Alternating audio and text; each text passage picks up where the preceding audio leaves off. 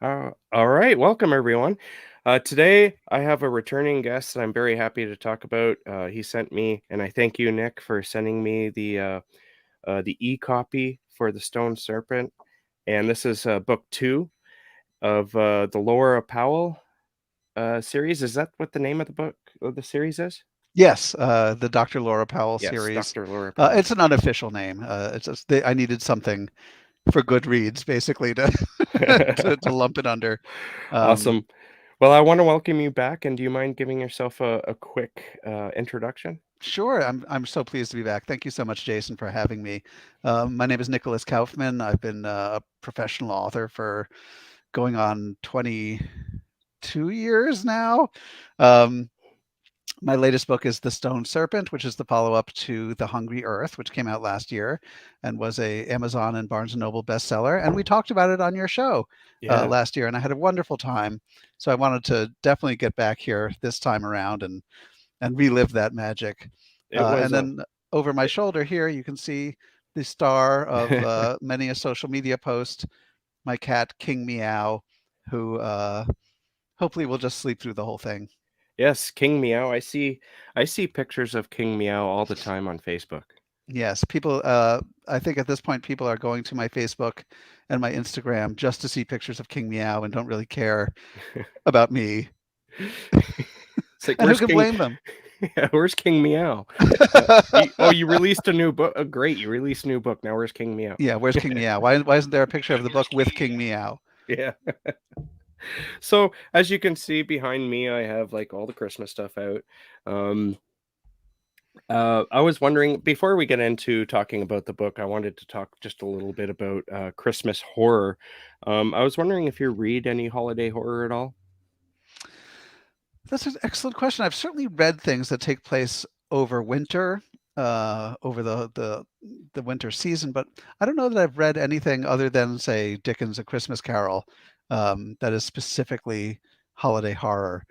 I've certainly seen some great movies that are holiday Yes, horror. Like Gremlins is one of my favorite movies. I Gremlins is absolutely awesome. adore it. Yes, The Nightmare Before Christmas. I don't know yeah, if you would consider it a horror movie, but it's so horror.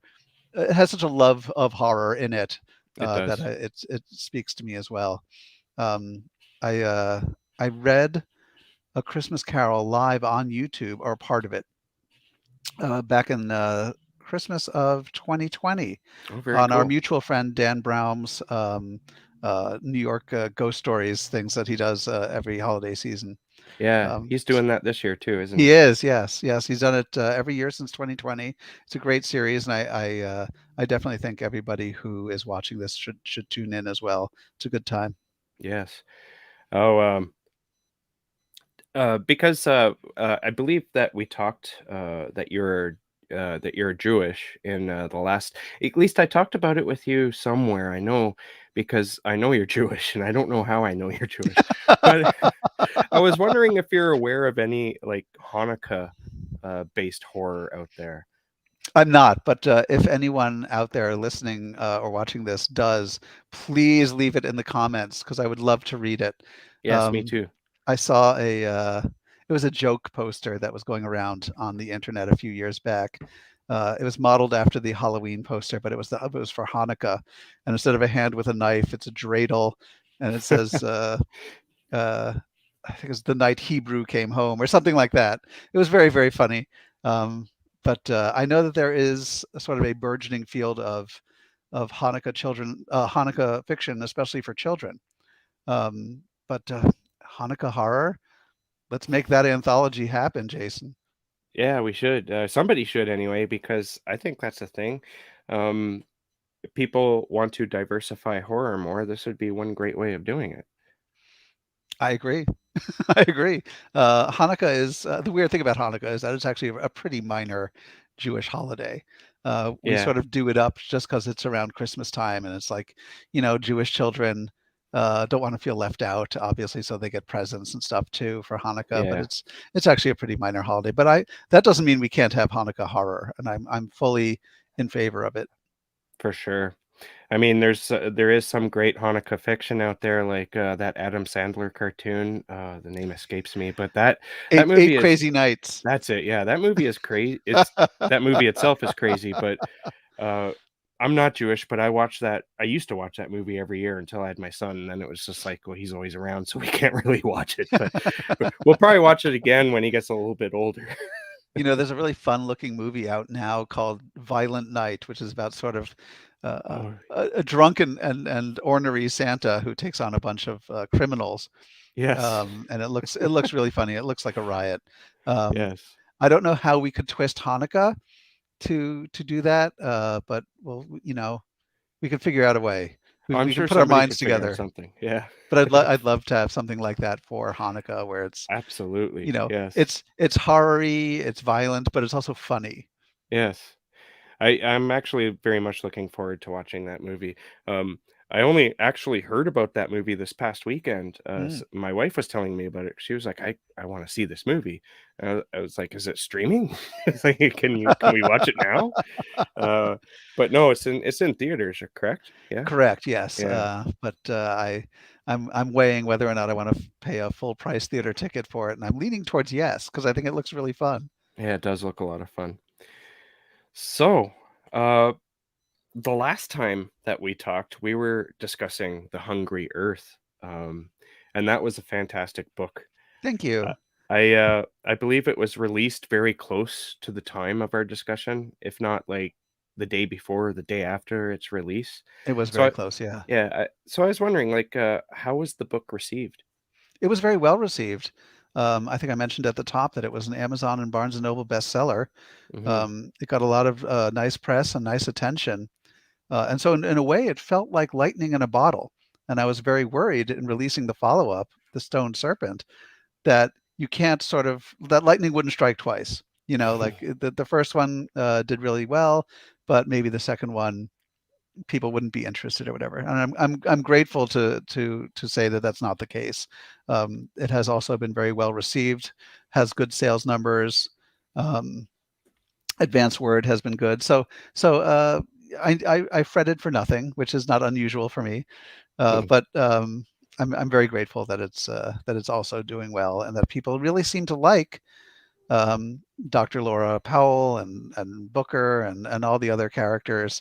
In fact, one person said something that I thought was really interesting. One reader, she said that she liked how Dr. Laura, Dr. Laura, like she has a TV show. She liked she liked how Laura does all this sort of doctory, sciency stuff, but there are these hints of a larger, weirder, more frightening world that is maybe not as easy to um, uh, explain with science. Yes. And that kind of reflects our own world. I was just thinking about this today because I was going over the questions. And so I was thinking about science.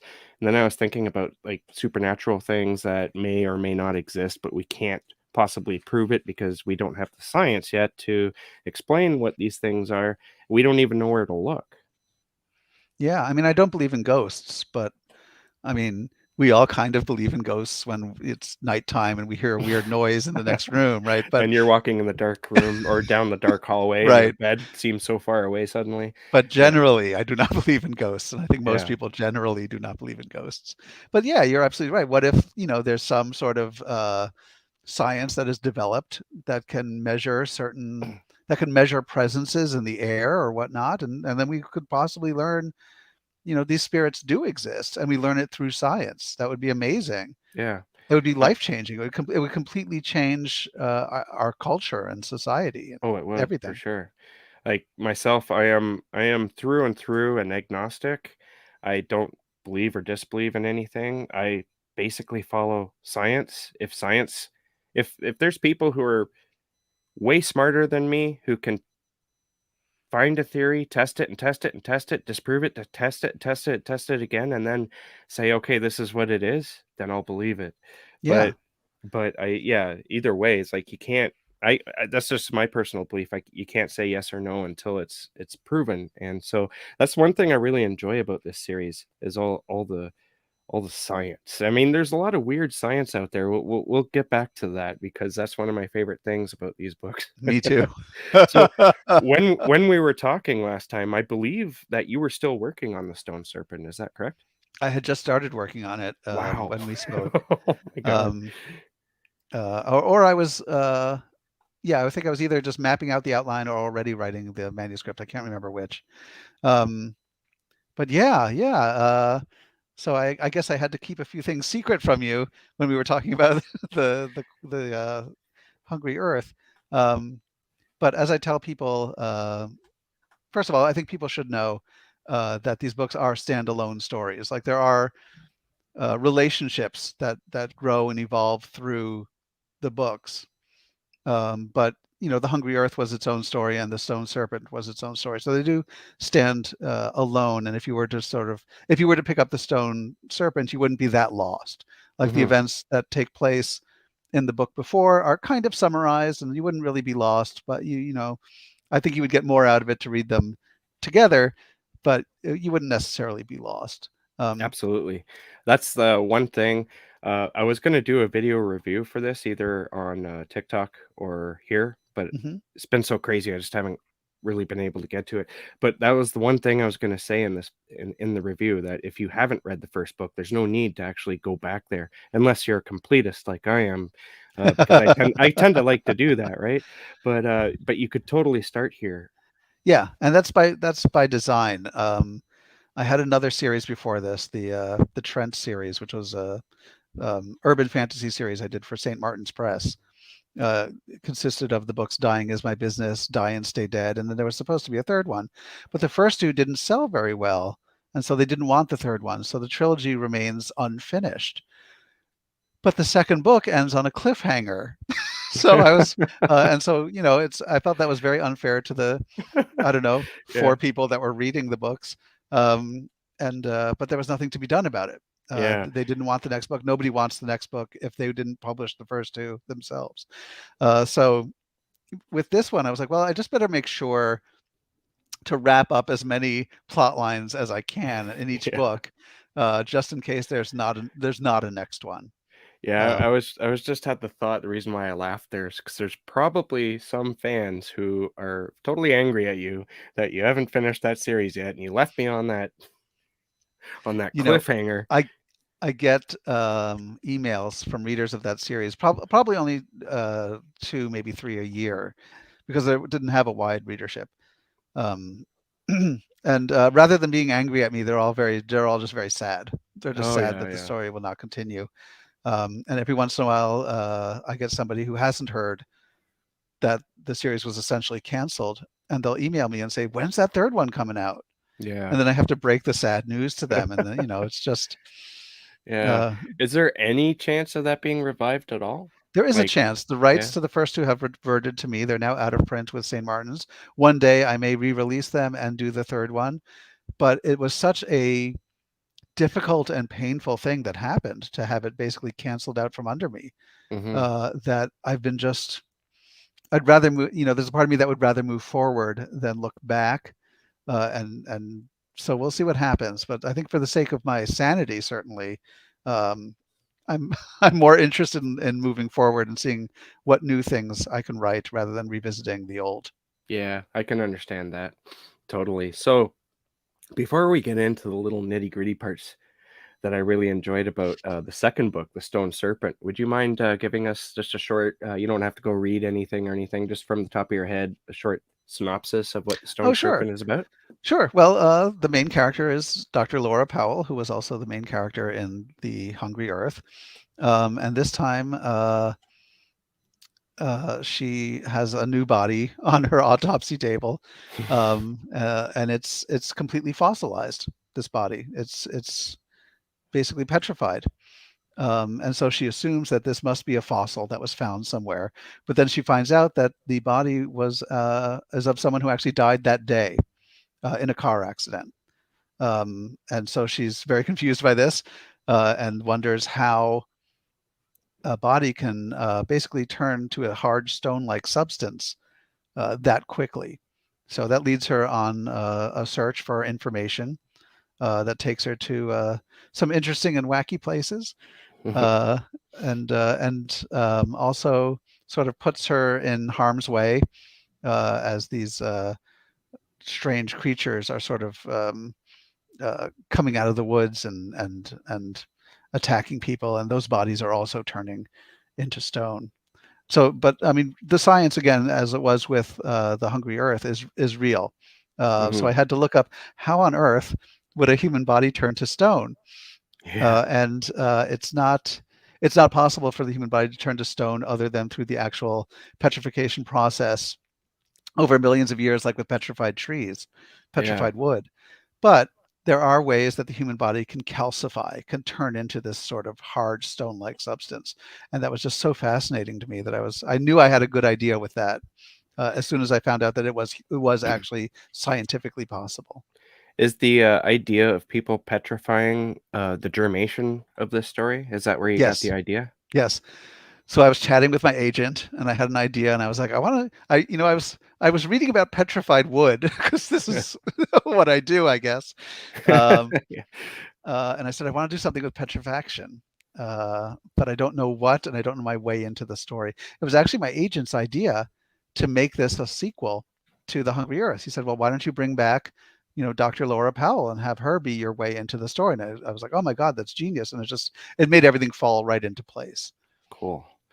Now, as I've said many times, the one thing I absolutely love about both these books is the strange science facts, because you tend with both books, you cram a lot of really interesting things in there, and this is the stuff that I like you, I end up finding myself reading about petrified wood, you know? And then you just wonder, like, "Why did I read about that?" "Oh, because it's fascinating, Because that's it's why." freaking cool. Yeah. So and that's actually one thing in my notes here. I said both these books almost feel interactive, like interactive reads, because I'm constantly stopping the book to read it, thinking, "Oh, this one can't be real," and so I go and Google it, and there it is. It's real. Hmm. Hmm. That's why the research phase of writing these books is the most fun for me. Yeah, Because every time I come up with some idea that I think, oh, can't possibly be scientifically sound, I'll Google it and be like, oh, there is a way that this could happen. yeah, And it's the natural world is so messed up, for lack of a better word. There's so much weirdness out there. yeah. Um, and this has just writing these books has really opened my eyes to just how weird and peculiar our world is. And I think if there's any experience I take from this, uh, it'll be that it'll be this idea that just the world is so much more amazing and bizarre than I ever imagined. And I think the most beautiful thing about our world is that we don't understand everything yet, because that mystery just it's fuel for the imagination. Sure, absolutely, and it always has been. I mean, you go back to the early horror stories of the 20s or even before that, back into the previous centuries.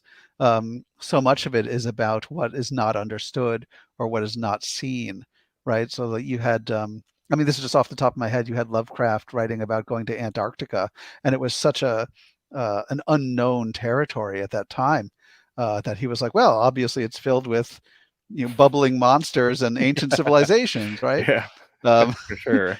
Right? and he might have been wrong about the bubbling monsters, but he may not have been wrong about the ancient civilizations because there are, humans are everywhere on this planet, Hmm. and regardless of whether they survived or not, they leave stuff behind, Yeah, and that includes indigenous people who were on maybe they weren't in the main part of Antarctica, but on the fringe parts, the edges, where yeah. you can survive.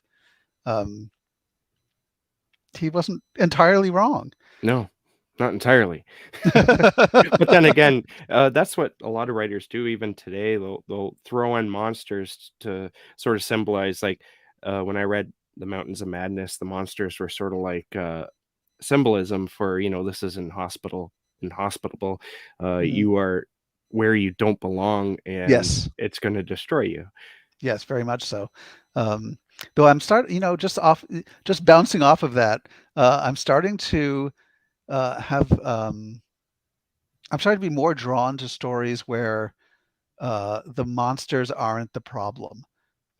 You know what I mean? Yeah. Like, there are so many stories out there where it's like, oh, we're going to the desert. Oh no, my God, a monster. Um, Yeah. and so the rest of the story is like, let's kill it, right? Like, how do we fight? How Yeah, do we yeah. figure out how to kill it because it's eating us or whatever? But what if like it's just an animal that lives in the desert, and Yeah. why does it always have to be the monster is attacking us and we have to find a way to kill it? Yeah. I think one of the reasons children love monsters so much is that they understand that monsters are outsiders. Mhm. Monsters don't feel like they belong, and many children don't feel like they belong with the adults. They think it's weird that your parents have friends and they come over sometimes and Yeah. have weird drinks. Um, and children can often feel lonely as well. And I think monsters, that sense of being an outsider, that sense of loneliness, I think that's powerful stuff. And I think Mary Shelley tapped into that certainly with Oh, Frankenstein. for sure. I've And I always think, identified myself with Frankenstein. yeah, yeah. Oh, people are so used to the movies that they think the doctor is the hero and the creature is the villain, and the book is the opposite.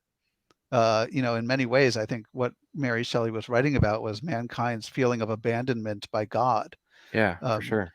and so the creature is very sympathetic. I mean, he does some bad things, but he's a child. He's having a tantrum, and he Yeah. doesn't understand He doesn't because understand himself, he doesn't nobody understand why taught he's him. alive, yeah. Yeah, nobody taught him. His parents, his parent, Dr. Frankenstein, abandoned him.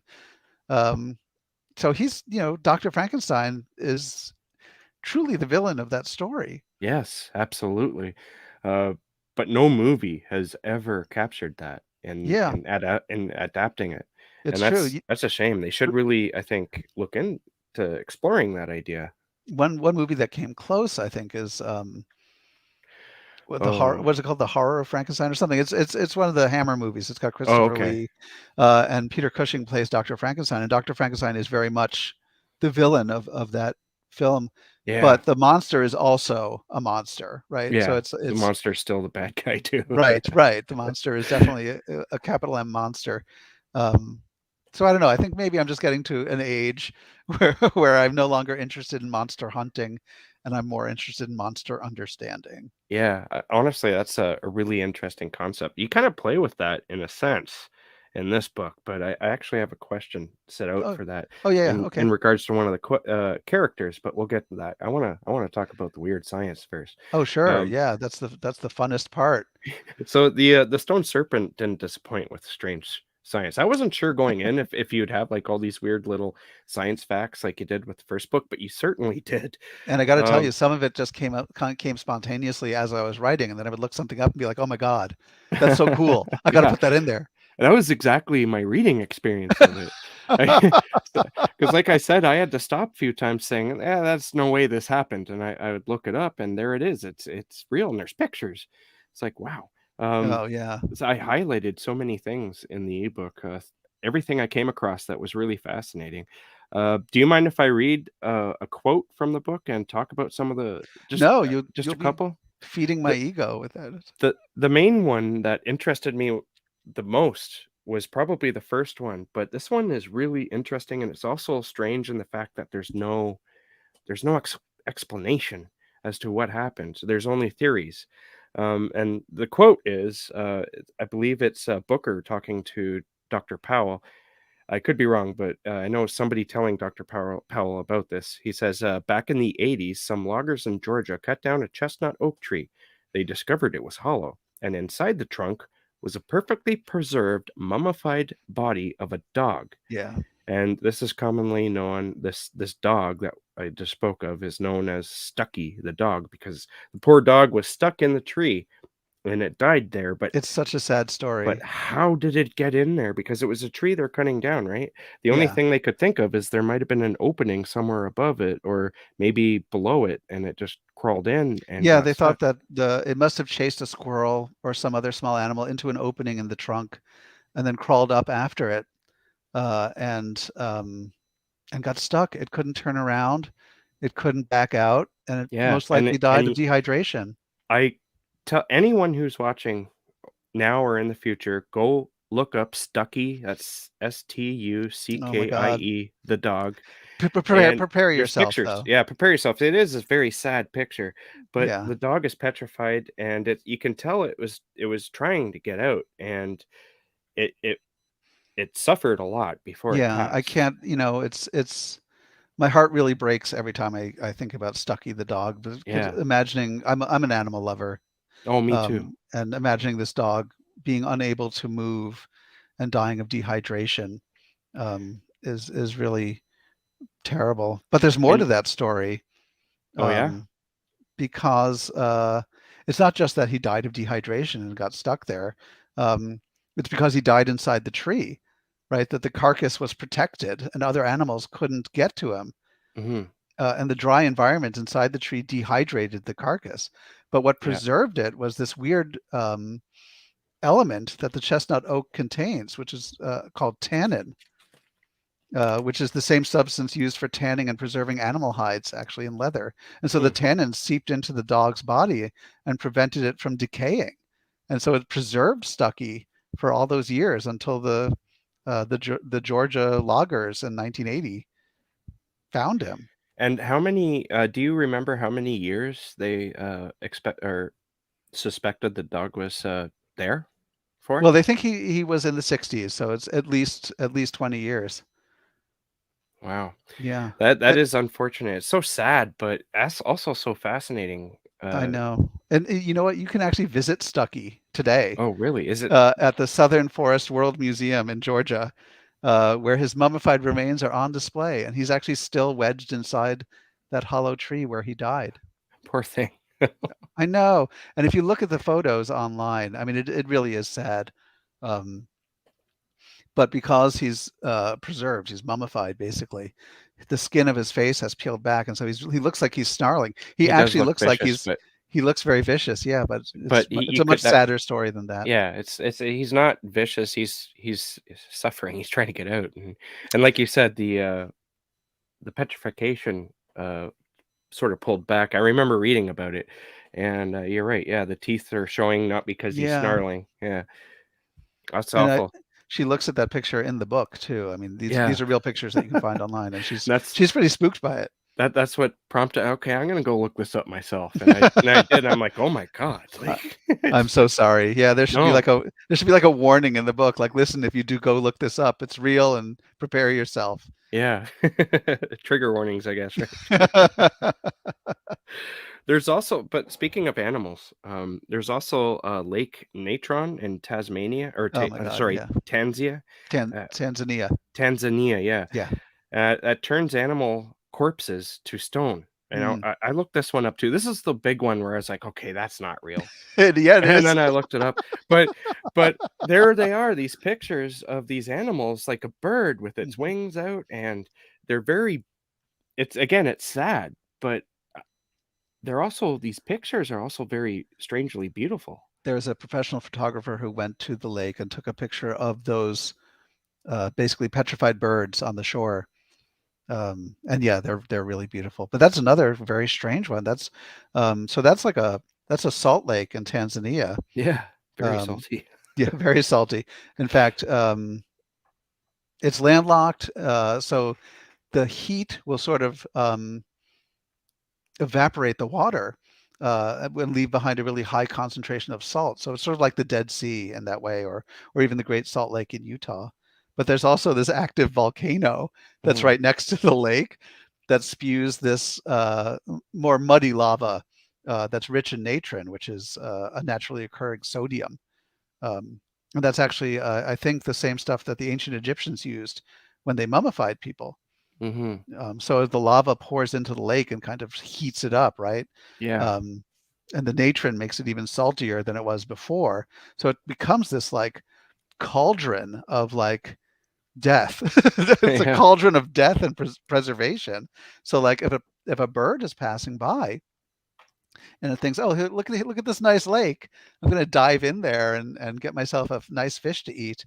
The bird is killed instantly by the heat of the mhm. lake. And thanks to the natron and the high level of salt, its carcass becomes calcified into this hardened stone-like state and sinks to the bottom. And Mm. then when the lake waters recede during the dry season, the shore is littered with these like chemically preserved carcasses. I think he calls it in the book a sculpture garden of dead birds, Yeah. and it's real. And it's both terrifying and beautiful. Yeah, I and urge anyone to check that out as yeah, well.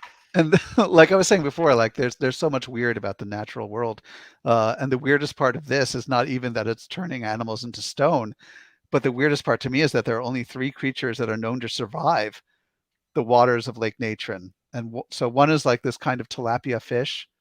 Mhm. The second is this blue-green algae, and the third is flamingos. Yeah, flamingos. Flamingos of all things. It's like, "What?"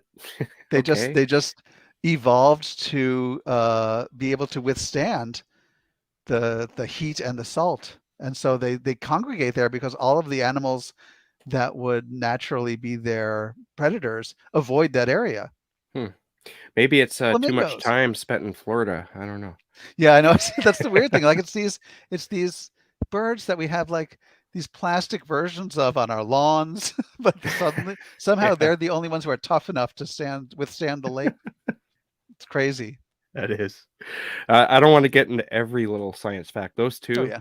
were, I guess, some of my favorites, but this book is crammed just like the first book. This book is crammed with them, but the funny thing is, in the afterword, after the story, uh, the facts continue.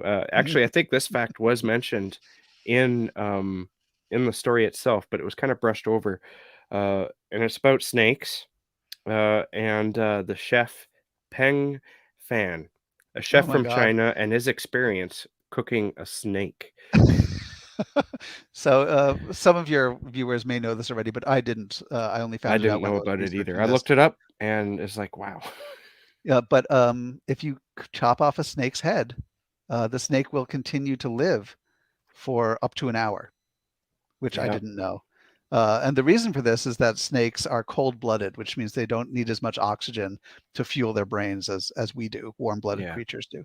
So yeah, so this chef, so back in 2014, this chef in the Guangdong province of China named Peng Fan decided he was going to make snake soup, which is a delicacy of the region.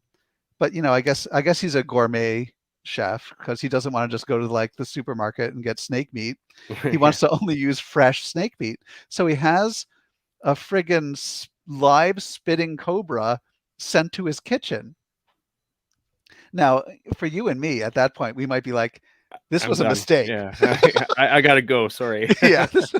But, he's a professional chef. He knows what to do. So he cuts off the cobra's head and then spends the next 20 minutes or so like deboning the body and dicing up the snake meat for the soup. And when he's done, he goes to throw away the head and it bites him. Yeah. Now, I mean, you'd be forgiven for thinking maybe it was just a reflex. Maybe he accidentally pricked his finger on a fang. But no, the snake head actually bit him. He didn't know that after decapitation, a snake's head can live on for up to an hour. So Yeah. unfortunately, help didn't reach him in time, and he died from the venom.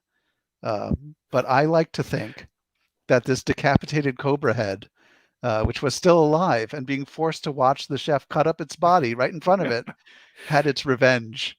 You mentioned that in the afterword, and I thought that's brilliant horror right there. You describing that because just imagine somebody chopping off your head and you get to watch And you them get to as watch what they happens to your body. dismember you, and Yeah. of course you'd bite them. Can you imagine, like, yeah, so imagine a version of like the Texas Chainsaw Massacre, right? Because where they're basically a family of cannibals. They're killing people and they're chopping up their bodies for their chili. Um, but your head survives, and you're Yeah. watching them do this, and you just be like, I'll do whatever I can to get my revenge, right? So Yeah. I'm gonna bite Leatherface on the hand or something. Kinda wish I had venom in my, fangs for this.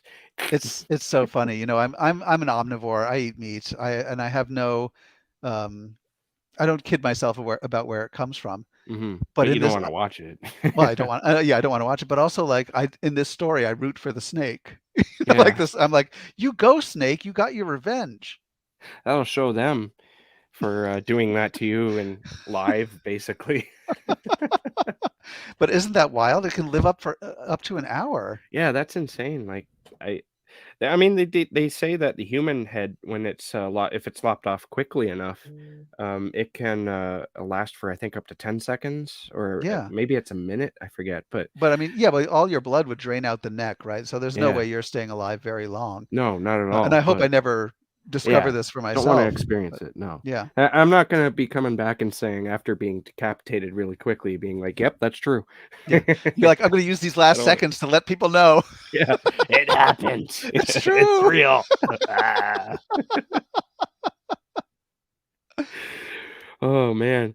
All right, so I think a lot of people, if they're like us at all, they're gonna love uh the weird science facts I hope in so. both these books, because that really makes it fun. But that's not all of what the book has to offer. There's also a in the Stone Serpent. There's a multi-layered story that really grabbed me, and it also has great characters, as the first Thank book you. did. The one thing I enjoyed, and this I was alluding to this earlier, was there's a new character in the series. The new chief of police, Morales. Is that how Mhm. you pronounce her name? Yeah. And I was wondering how you were able to create a character the reader kind of hates. And the main character hates her too. Laura Powell, Dr. Laura Powell. And there's good reason to not like this person. I think we've all had a boss who's probably been a little bit like this, if not completely like this. So I was wondering how you were able to create that kind of character, but to make her you come to uh understand her a little later on, and maybe even have a little bit of compassion for her. How are you able to do that? I think that's the best kind of character is the one that you come to understand. Mhm. Yeah, she's very caustic. She's very no nonsense. Laura had a very special kind of relationship with the previous chief of police, who sort of let her get away with stuff, sort Yeah. of let her do more than her job as medical examiner, and really sort of be a part of investigations. But this new chief of police is much more by the book, and doesn't want Laura to be a part of the investigation, doesn't want Laura to do things outside of just, What she's autopsying the supposed to bodies do. and, Yeah. yeah, and giving her a report. Um, so that's very difficult for Laura to handle. Um, she's used to doing things a certain way. She's just a very stubborn character anyway. Um, so she does what all good stubborn characters do, and that's uh, go behind the back of the person who's telling them no. And just And do that it anyway. Yeah. she does it anyway, and that just gets her in more trouble. But I don't like one-dimensional characters. Even my villains. I prefer when I'm reading a book. I like characters that are very three-dimensional, that have a lot going on, aren't just, mustache twirlers or what have you. So I tried to strive for that as well. And I knew Yeah. there had to be a reason that she was so by the By book. the book, yeah. Yeah. And the reason I came up, I won't give it here away here, but I think the reason I came up with is a good one. Mhm. And I think if I were in her shoes, I would be the same way. Yeah, for sure. But I really enjoyed reading about her because first, it's I think it's human to enjoy hating something. And when you read this, like it kind of reminded me of like past bosses I've had who can order you around that way, and they're just so Yeah, I mean, it's not Laura Powell's boss, but she can still tell her not to do things and stuff like that. But then, I also appreciated the coming to terms and Yeah. understanding her. I was worried about that scene because I was worried it would be heavy-handed or it wouldn't play out naturally. And I actually experimented with that scene, putting it in different places in the book, and where it wound up now, I think it was the best place for it. Yeah, Um, but thank you. I really appreciate that. I think Morales is a great character. Um, I'm currently outlining the third novel, and I am looking to uh, beef up Morales's role in it. that'd be awesome. I can't wait. Now, because you're writing a series of books, you have to do something I find a lot of authors do anyway to progress or develop the main characters. So, what were your challenges of developing the star of the series, Dr. Laura Powell? Well, I think a lot of characters develop through their relationships with the other characters. So in the first book, we certainly had Laura was reintroduced to Booker, and then their relationship happens and stuff like that, and they sort of move along in that relationship. In the second book, they are together, and by the end, their relationship has also progressed, um, and will continue to through the series. Um, but I think that's probably the best way that I can think of to show the progression of these characters, is to show how they interact with the other characters in new and evolved ways. And that's also true of Morales. I'm glad you brought her up, because I think she's a hard ass. She's never really going to be like, she's not going to turn into a lovable character, or well, she's lovable, but she's not going to turn into a soft character. No. Um, but she is going to have her own reckonings and coming to understand and stuff like that. And I think readers enjoy that. And I took inspiration from a lot of the um, old series, like Ed McBain's Precinct series, or Elizabeth George had a bunch of series too, where it's like each story is self-contained, Hmm. but you see the characters grow from book to book, and you see their relationships grow and change and evolve from book to book. Um, I can't remember which series it was, where I think it was Ed McBain's. There was a cat in the precinct, and as the story goes along, like 4 books later, the cat has had kittens and stuff like that. The Um, cat probably aged too, right? And then it right. So passed.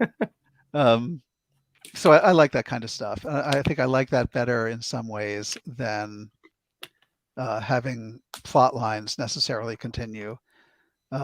Like I learned my lesson with those Yeah. urban fantasies, Yeah. to wrap things up, but you can allow the characters to keep growing.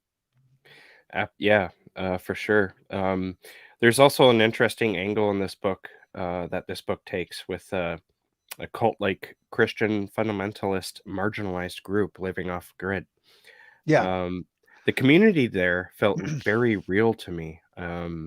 How did you come up with the idea to write about a community like this, and how did you approach creating it? I knew that I wanted to have an isolated community, so that they can be sort of under attack by these creatures. Um, the Church of the Divine Chariot is not real. It's not a real sect, but pretty much everything that they do is real. Hmm. Um, Particularly the arranged marriages between very very young girls and very old men, and that was something I wanted to explore a little bit in the book too. It's a subplot. It's not the main story, but it certainly affects a lot of the characters. But it's also it's not just a patriarchal society, that this sect, but it's also under the thumb of a single person. Like there's a Hmm. leader of the sect. He's called the shepherd, and his word is law.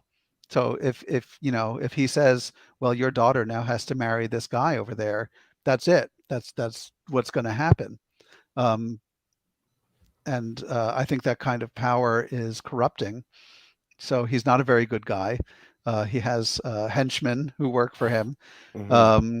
people who speak out against him, have a nasty habit of disappearing, Hmm. or have mysterious house fires. And it's a scary kind of life, and I know it exists for real. Uh, and it's I'm very thankful that I'm not a part of a community like that. Yeah. There's also a religious aspect to it. You can't. Uh, I was going to say you can't. I can't write about snakes without thinking about the Garden of Eden and the Hmm. Bible and religion and all this stuff. And so it all just sort of came together for me. And in fact, I gave the family, the main family, the last name of Applewhite, because it's got the word apple in it. Hmm. So you've got the snakes and the apple and tight knit separatist religious community, and so Yeah. there's a lot. Um, there's a bit of I don't want to say I'm judging religion, but I think there's a bit of an undertone there of like Laura certainly is judging them, Yeah, But she is. Yeah. but I try not to. But there is this undertone of critique, Well, perhaps. yeah, there's definitely parallels. You can see how this religious sect could be like a lot of the Christian fundamentalists who Hmm. are really making life difficult in the Yeah. world today.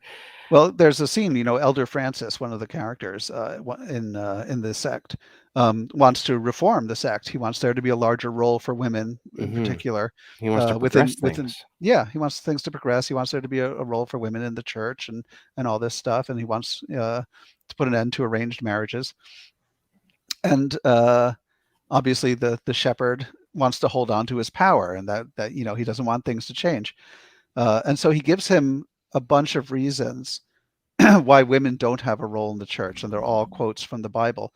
And these are real quotes, and these are real reasons that are chosen by people for reasons to explain away why women don't have a role in the church. Like I looked up fundamentalist sects, and I did a lot of research on this, and these are their actual arguments, Hmm. including that Adam was created first, Hmm. right? And that's it. Eve was created from Adam's rib. Yeah. So that Adam was created first. That means God favors men. Or the other one was that Christ had 12 apostles and they were men. Had 12 male apostles, and so that has to mean something like that. The church must then be led by men. Um, Personally, I think that kind of stuff is nonsense. Hmm. Um, but those are real examples of the rationale that was used to keep and is used to keep women out of leadership roles in the church. I find that in some places things are starting to change, though. As evil as some organized religions can be, they're at least in some parts trying to change. Yes, some And are then absolutely. there's even like some fundamentalist Christians from the south of the state who who are fighting against the other fundamental Christians who want to ban everything and hurt other people. There are churches here in New York City that are extremely welcoming to gay worshipers. Hmm. And it's a Catholic church, or Yeah. or maybe it's a denomination. I'm not sure, but I think that's wonderful, and I think one of the reasons um, the amount of people who consider themselves religious or church going in the U.S. is dropping, is because the church has become so exclusionary, and I Hmm. think people are not comfortable with that. Yeah. Um, before the world changed in 2016, I remember reading articles about how Christianity was sort of dying, and they needed to change in order to keep people wanting to go. And then everything changed, and now it's almost like a silent civil war that's going on in the Mm, world, or at least in the Western world. That's neither here nor there. I just thought that was interesting that yeah, people were thinking along those lines, and people were wanting to change, but then it didn't exactly happen that way. But I think it's still there's still a want there in a lot of people. It's just sort of like a smaller group that wants to make everything more difficult. I'm particularly disturbed by the idea of arranged marriage. Yes. Not even taking into account ages, just the idea of arranged marriage I find disturbing. But I'm particularly disturbed also by many of these sects, including some Orthodox Jewish sects, where very young women are just married off to adults or men who are 40, 50 years older than them. Yeah. Um, and they're And basically used as breeding stock, right? y- They're just they they have child after child until they can have no more children, yeah. and then that's that. That's their life. Yeah. And you kind of you discuss this in the book a little bit, Hmm. and I found that interesting because you do a very good job at showing the person who's supposed to be marrying this old, like 70-year-old man, the repulsion, and yet she's supposed to Yeah, marry this guy yeah. She's and bear his 14. children. Yeah, and She's she's like 14 in very the young. book. Yeah, that's Um, That's scary right there because you have absolutely no control. How are you supposed to escape No, from that? she's 14 years old and she shows Laura her wedding dress in her closet. She says, "My mother made this for me, and her only wish was to remain alive long enough to see me get married." And she's 14, Yeah, and she doesn't want to. She's not even interested in at that age. She wouldn't be interested in a man of 70 years anyway. But she's yeah, not interested in marriage, period, in her life, or relationships. And it's really it's shocking, and yeah, it is shocking to me. And this is also mentioned in passing in the book, that there are politicians who are so afraid of being labeled anti-religion or anti-Christian or whatever, that they will not pass legislation outlawing this. yeah, and that shows you a whole can of worms of Hmm. problems in politics, both American and Canadian, actually. Sure. Um, and I like that you tackled these subjects because I love thinking about this stuff, and it's nice knowing that there's people who think similarly to you. It's But it's it's always interesting and fun to tackle these subjects. yeah, I should point out to your viewers, it's not like the book. it's Uh, totally condemning or it's not totally, but it's also I don't. It doesn't come up with any solutions. You know what I yeah, mean? It's not a book about how we can change that. yeah, Um, it is at its heart still a science thriller horror novel. yes, very much Um, so. but I enjoy bringing in real world things. I because then you have things that your characters can react against or for or have thoughts on, Yeah. um, and that's what really brings characters to life. Absolutely. And, I'd have to say I'd be seriously remiss if we didn't talk a little bit about snakes, a little bit more. I really enjoyed the symbolism going back to that of between the religious aspect of the book and the snakes, like you mentioned. But I also loved what you did with, like, the snake culture. I don't wanna get too far into that because, this will spoil things for the Okay. reader, but my god, man, how did you come up with that stuff? The stuff at the end was just like, wow. It was like it went from being a thriller to a total horror movie or horror book. Uh, when we get to that area, you know what I'm talking I know about. exactly what you're talking It's about. it's it's very well created. What you mean? What they find in the Yeah, cave? Yeah. exactly what they find. Yeah. Um, Gosh, what was my thinking on that? I wanted something inexplicable, basically. You can explain away the snakes. You can explain, and they are explained in the book about the mutation and everything, and you can explain why and how their venom changes people into kills people and changes them into this stone-like substance.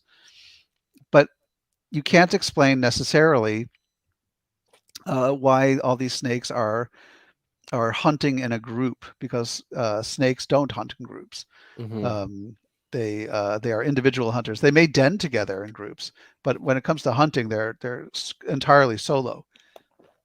So I have to my mention. I have to before you continue. I just have to mention quickly that scene where where we find out that the snakes attack in a group. Is pretty terrifying. I liked it. Thank I loved it a you. lot. It's funny when you're writing something like that, because it's coming out of your mind and you're Mhm, writing it and you know the mechanics of it all, and you know the sentence structures and blah blah blah. You kind of can only hope that it will have the effect that you want it to, because mhm. it's not going to scare you necessarily if you're writing it, because it's been in your head for so long and you're figuring out how to describe it. So there's a lot in the book as I was writing it where it's like, gee, I hope people find this scary, or I hope people find this thrilling, or I hope people find this Yeah, interesting. And so it's always gratifying to hear that worked. yeah. Worked for me anyway. And there was, like, there's the one thing another thing I really enjoyed about this book is, I guess a good thriller will have a lot of twists and turns. I wouldn't say there's, like, twists or, like, a surprise ending or anything necessarily, but this book is a journey. A lot of different things happen, Yeah. and that really impressed me, and the snakes, the religious fundamentalism, all that just combined into one really cool trip. Thank you so much. I appreciate that. That's all any author wants to hear, is that their book was successful Yeah, for a reader. And I hope other people will pick it up and enjoy it too. definitely. People should definitely go pick it up. It's called The Stone Serpent, and the first book is called The Hungry Earth. They're both very fun to read.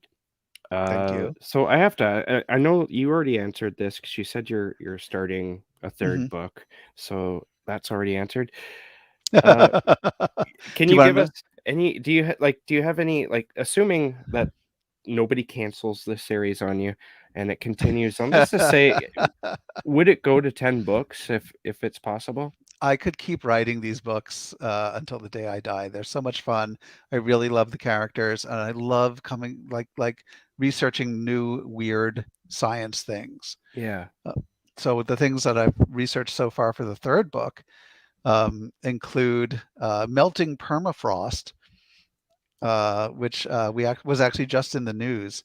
Some permafrost in, I think it was Siberia, melted, and they found 50,000-year-old virus, Oh, I think I and they heard something about that. foolishly brought it back to life Yeah. in the lab. Very Mad foolish. scientists. Yes. I think we've all seen this movie. Yeah. Um, but I'm fascinated. That's one of the things that fascinates me. I'm fascinated by the idea of melting permafrost and melting ice caps, releasing long dormant viruses, some of which we may never have heard of or know how to fight.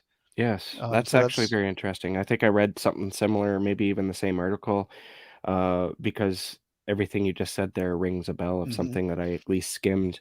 Um, it is a fascinating thing though, like Yeah. especially before it wasn't just about the melting ice caps and whatnot or the icebergs. It was about digging up forests and Hmm. finding old viruses and other things that Yeah. way. Yeah. And Things get trapped in the earth. yeah, Um, I think it was in 2012, also in Siberia, where I guess a lot of permafrost is melting. Um, the permafrost melted and revealed the body of a deer that had died some 70 years before from anthrax.